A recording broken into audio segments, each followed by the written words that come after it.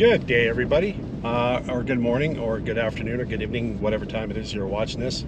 I'm in northwestern North Dakota in the Little Missouri National Grasslands, and out exploring the some of the Badlands areas. I'm probably not going to get a chance to see this area very much for a while. I'm in the process of taking a work move from North Dakota to Texas, so want to get out, see a few things I hadn't seen. Unfortunately, it rained pretty heavy last night, so the trails and paths are pretty sloppy and pretty snotty, and I'm on my own. So instead, I'm going to do a walkthrough of a project I just completed with Farht Systems out of Canada. We did a rear seat delete and a build, so I'll walk through the features of the design criteria and some of the materials. And as always, if you got any questions or any comments, throw them in the box below and I will do my best to get back to you. So anyway, let's start the walkthrough.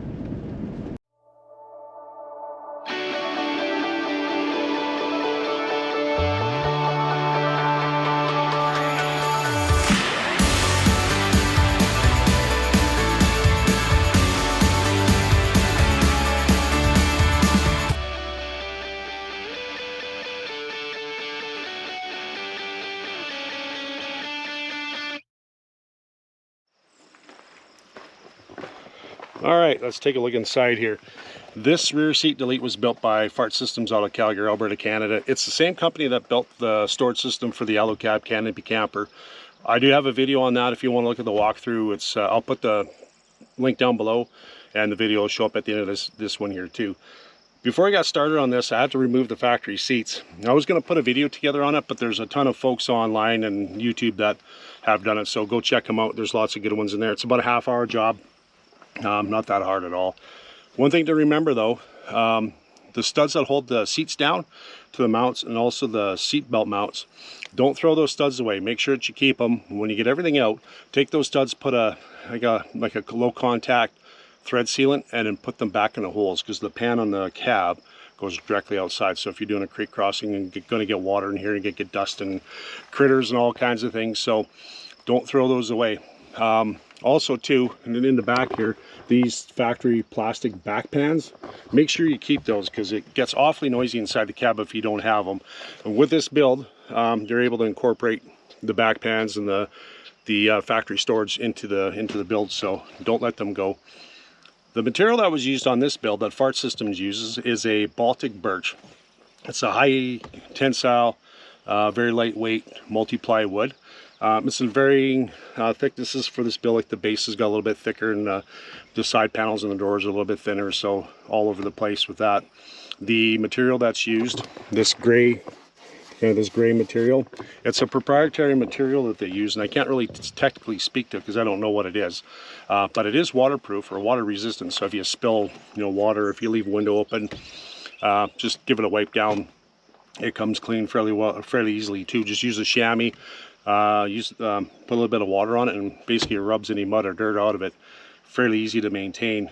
Third piece to it, the high compression, or the compression latches on this thing, fairly high quality, up in the bottom here, and they're also adjustable too, so you can tighten them up.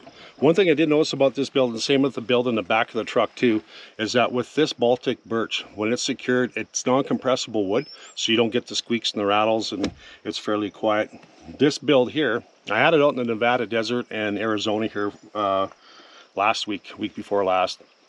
Had it on some washboard roads and some pretty rough spots and over rocks and doing some climbing, and didn't hear a sound out of it. Same as with the build in the back too. It doesn't make any sound. So the wood was bonded tightly and it's secured fairly well. It doesn't make any noise. Another one of the features, and something I worked with Farht Systems on this too, I had two very specific needs in mind that they worked with. This is a custom build, and they'll do the same thing for you too. I had two needs. One need was the storage compartments had to be modular, so I had to easily take them out, and which you can. There's just a couple fasteners, you unbolt them, out they come, and then you've got the whole bottom plate storage. Second one, I'll show you. I've got a furry friend who travels with me. His name is Jasper. I needed a spot for him, so they left enough room, and he's a small dog. He's a pug. I'm sure you'll see him in upcoming videos. And on the back here, along here, I've got a company out of the US building me a net to keep him from flying into the cab. when roads get rough. I'm also putting a latch in the back, or not a latch, but a ring in the back so I can tether his harness to it. So if I hit something hard or have to hit the brakes really hard, he doesn't come join me in the cab. So that those two specific needs in mind. Fully customizable. I've got 5 compartments that are modular, 2 on each side and then 1 large one in the middle. And I'm showing you the passenger side because I've emptied everything out of it, but both sides are identical. Now I'll take you around and show you the other side too. Not a whole lot to it. And another big component to it too, and I'll try to find some pictures or video of it, what it looks like without the boxes mounted inside of it. So anyway, here's the boxes. This is the top one. It's gives you a little bit of room. I don't know, you use your imagination on what you're going to store in there. I got my GoPros and batteries, a couple other things over on the other side. On the bottom one, this is actually a fairly large compartment, and again, you know, whatever you want to put in there. For myself, I spent 10 days on the road, 12 days on the road.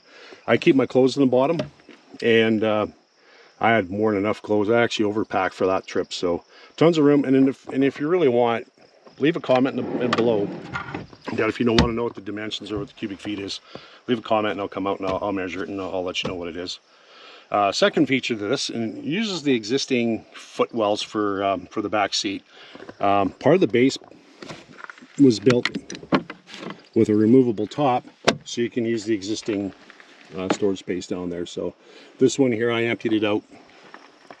It's got enough room in there for, I got 2 pairs of hiking boots and some flip-flops and a few rolls of toilet paper, and still have plenty of room.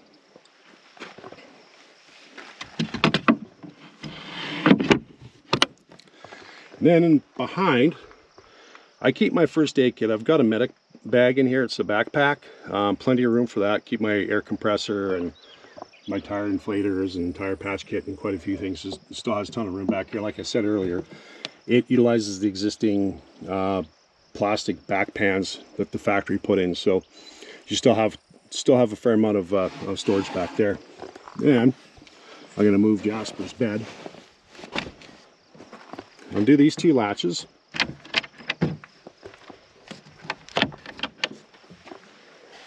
And this here flips up, mounts flush with the center storage box, and then you open the door. And that gives you access to the factory under seat storage. So I got my booster cables and a few other things, tie straps, and on the other side stuff that I don't typically use all that often, but it's still pretty easy to get into. The only thing is you just got to remove whatever's on the center box. Really cool.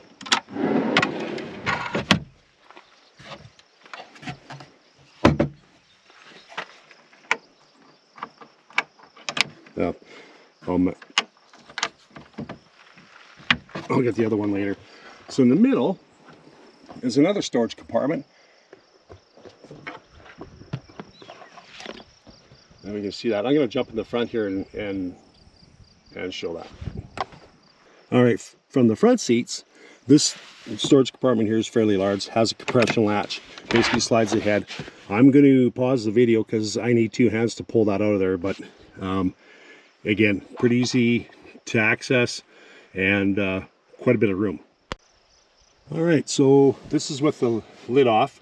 As you can see, there's a fair amount of room in there. And like I said before, if you're curious what that inside dimension is or what the cubic feet of storage is, let me know. I'll come out and measure it, get back to you. As well, on all these compression latches, they have keyed locks on them. So if you have valuables that you're concerned about, somebody breaks in your vehicle, you're worried about them, you can still lock. You can lock the 2 lids, you can lock the footwells, and you can lock the center compartment. This one here, I've got my tool bags in it. I'll throw a couple other things on. I got a pretty long journey coming up. Going to be on the road for about 3 or 4 weeks, and this thing here will be stuffed right full of spare parts and belts and hoses and stuff like that. And here's the driver's side. Like I said, identical construction as the, I got mud falling everywhere. Identical construction as the passenger side. So my keep camera batteries, my drone, some GoPro cameras in here, rods and ends, and down here, like this is where all my clothes go. The Really the only difference between the driver's side and the passenger side, the one difference I guess would be the footwells are a little bit smaller over here. So still plenty of room though. I got a set of hiking boots and flip-flops and stuff, a bunch of other stuff in there, so maximizes the cab space really well. And behind, I've got a fairly large camera bag. It's a backpack. It fits in here perfectly. In the back in the Toyota factory plastic back pan, I have quite a bit of storage capacity there too. So like I said, don't remove that, you'll regret it. It's going to get really loud in here. So that's pretty much it. That's the Farht System rear seat deleted in my 2019 Toyota Tacoma. If you got any questions on it, put them in the comments below. I'll do my best to get back to you right away.